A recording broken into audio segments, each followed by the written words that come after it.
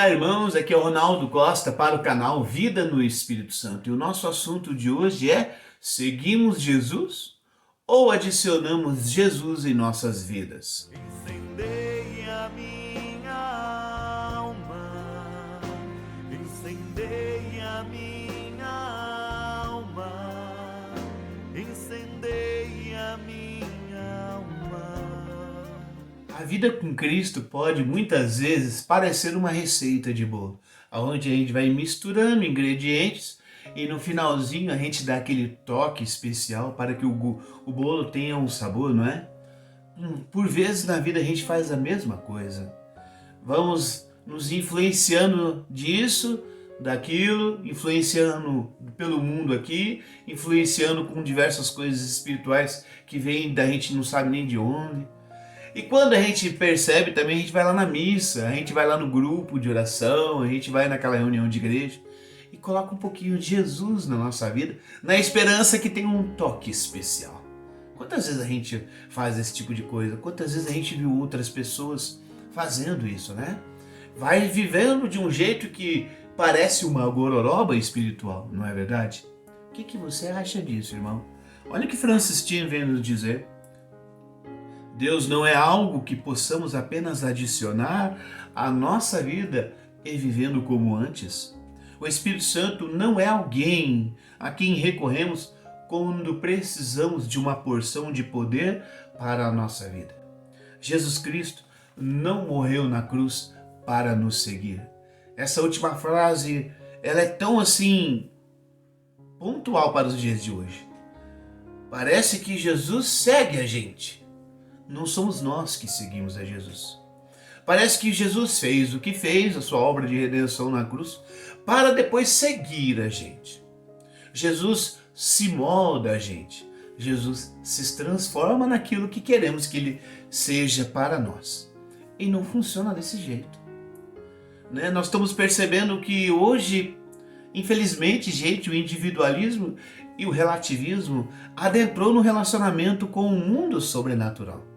Então a gente vai ao encontro de Deus e queremos que Ele seja de determinada forma. Se Ele não for assim, do meu jeito, é aqui que vem o individualismo, então eu acabo por não buscar mais essa espiritualidade para a minha vida. E quantos de nós nos enganamos nisso? Quantos de nós estamos afeiçoados a ser tão individualistas que nós nem percebemos que estamos fazendo com que o nosso relacionamento com Jesus seja muito limitado. Seja um relacionamento não de seguimento, mas de outra coisa qualquer. Como hoje se apresenta uma tese: Deus me ama e me acolhe. Olha como Jesus acolheu a prostituta. Olha como Jesus acolheu aquele impostor, o Zaqueu. Quantas pessoas hoje falam assim: que isso, vocês cristãos não amam? Jesus ama a todos, acolhe a todos. E de fato Jesus acolhe a todos realmente. Porém, ao ler os evangelhos, nós não podemos ficar só naquele capítulo onde Jesus acolhe. É preciso perceber o que aconteceu com aqueles que foram acolhidos. Estamos aqui falando da prostituta. O que será que aconteceu com Maria Madalena? Você vai perceber que ela largou a prostituição. Estamos falando de Zaqueu, que era um cobrador de imposto corrupto. Já no encontro com Jesus, houve ali um toque tão especial de Jesus no fundo do coração de Zaqueu, que ele mesmo diz: Senhor, a quem eu roubei, eu vou restituir 4 vezes mais. Olha só o que acontece quando as pessoas têm um contato com Jesus. Eles não ficam da mesma forma, são transformados por Jesus. Mas para que isso aconteça, é necessário de nós abertura de coração, é necessário de nós abrir-se a esse poder transformador que Jesus tem enquanto Deus. Resta para nós uma disposição permanente do seguimento de Jesus e escuta verdadeira, porque senão Jesus parece ser uma caricatura de bondade, uma caricatura de cara que acolhe todo mundo, quando Jesus, na verdade, ele é o nosso Redentor, ele é aquele que salva a gente de uma condição que não nos permitiria adentrar o céu. Jesus é aquele que vem nos transformar e para isso derrama o seu Espírito, envia o seu Espírito ao nosso coração e a partir desse envio dentro de nós, eis que vai sucedendo em nossos corações curas, transformações, mas qual é o ideal, qual é o objetivo último de toda transformação? É que nós nos assemelhemos a Jesus na condição que ele é. Jesus é alguém sem pecado, alguém cuja entrada no reino de Deus é permitida, porque entrará no reino de Deus aqueles que não têm pecado. Então é claro que esse amor de Jesus acolhe, mas é óbvio também que pela leitura dos evangelhos, ele também transforma, ele também santifica, e é para isso que ele morreu na cruz, para nos redimir, nos lavar do pecado, e depois de ser glorificado, depois de subir ao céu, de lá ele envia o poder, o Espírito Santo, que nos capacita, que nos transforma e nos santifica, e essa transformação é a vontade de Deus para nossas vidas. São Paulo dizia isso: eis a vontade de Deus para nossas vidas, a vossa santificação, que eviteis a impureza. Mas parece que Jesus é o nosso Senhor enquanto ele faz a nossa vontade, e aqui nós vamos percebendo um segmento de Jesus onde nós adicionamos ou nós o seguimos. Nós curtimos algumas palavras que ele coloca, ou essas palavras são para nós palavras de vida eterna, aonde nós ouvimos e aquilo é o nosso alento, é o nosso norte, é a nossa substância, é o nosso alimento para o caminho. Porque parece que conhecemos Jesus mais ou menos, meu povo. Parece que nós não conhecemos Jesus, parece que a gente ouviu falar de Jesus. Tanto é que muita gente fala de Jesus, mas a sua vida foi transformada. Porque o contato com Jesus não fez só esses dois exemplos que eu falei de você, Zaqueu e a prostituta Madalena, transformar-se em outras pessoas. Paulo se transformou, São Francisco de Assis se transformou, e nós podemos elencar diversos exemplos onde o contato com Jesus tem uma vida antes desse contato e uma vida depois. Não é a mesma vida. E é um engano acreditarmos nessa direção, nesse objetivo que muitas pessoas têm, onde Deus nos ama, me acolhe como eu sou, mas não, que isso? Ele não tem que me transformar. Eis o resultado do relativismo. Eis aquilo que o individualismo fez no relacionamento com Deus. O envolvimento com Deus não produz transformação nos muitos corações, porque de fato existe uma barreira ali. Existe aquela barreira daquela pessoa que não se deixa conhecer por Deus, que não se aproxima de fato de Deus, só ouve falar dele.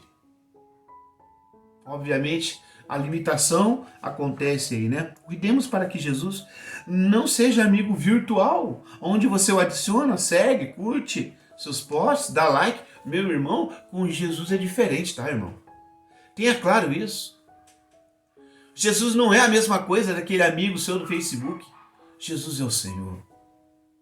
Jesus não é a mesma coisa daquele grupinho do WhatsApp onde vocês falam as coisas que vocês falam. Não. Jesus tem palavra de vida eterna, palavra que transforma, palavra que vem dentro da nossa alma humana e provoca ali decisões aonde culminará na nossa vida uma santidade a qual nós possamos ver a Deus um dia.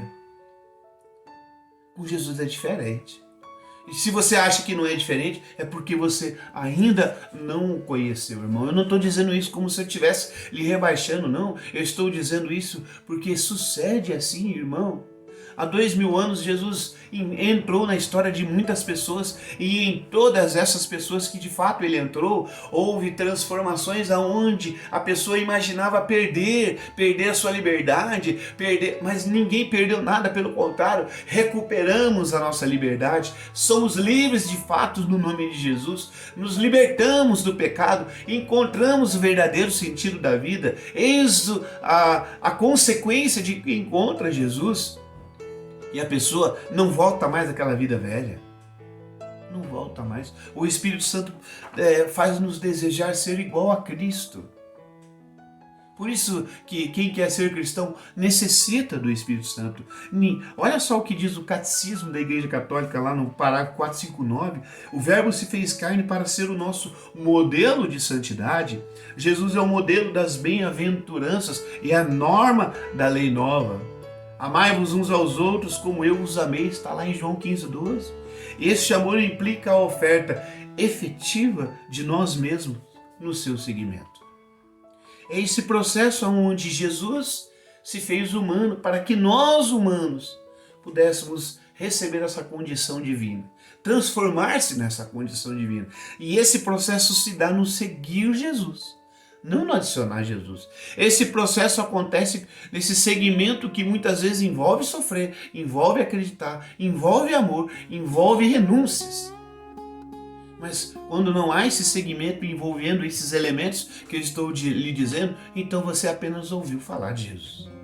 Você ainda não permitiu o seu poder transformador na sua vida. Ninguém discute que Deus ama e acolhe. O que fica em pauta é: Deus te transforma? Você permitirá ou resistirá a Jesus nesse processo? Francis Chan ainda acrescenta assim: você só precisa da orientação e da ajuda do Espírito Santo se quiser de fato seguir o caminho de Jesus Cristo. É só aí que você precisa do Espírito Santo. Aqui nós vamos falar de vídeos assim, onde pauta muito essa necessidade do Espírito Santo na nossa vida. Você vai perceber que o Espírito Santo, já falamos em vídeos anteriores, trabalha para glorificar a Cristo, trabalha para santificar. Então, quem sente no coração o desejo, não posso continuar nessas condições, preciso tomar uma vida nova em minha vida, como é que eu vou conseguir? Olha só o que a igreja nos orienta, olha só o que nós viemos falando aqui ao longo de alguns vídeos, né? Finalizamos aqui com Mateus 16:24, Jesus dizendo assim: se alguém quiser seguir-me, renuncie a si mesmo, tome a sua cruz e siga-me. Amém, irmãos? Vamos fazer uma oração para finalizar? Deus Todo-Poderoso, que restaura todas as coisas e as conservas restauradas, renova a graça concedida, derrama sobre mim os dons e os frutos do Teu Espírito, purificando o meu coração e transformando a minha vida. Amém. Em nome do Pai, do Filho e do Espírito Santo. Amém. Até a próxima, irmão.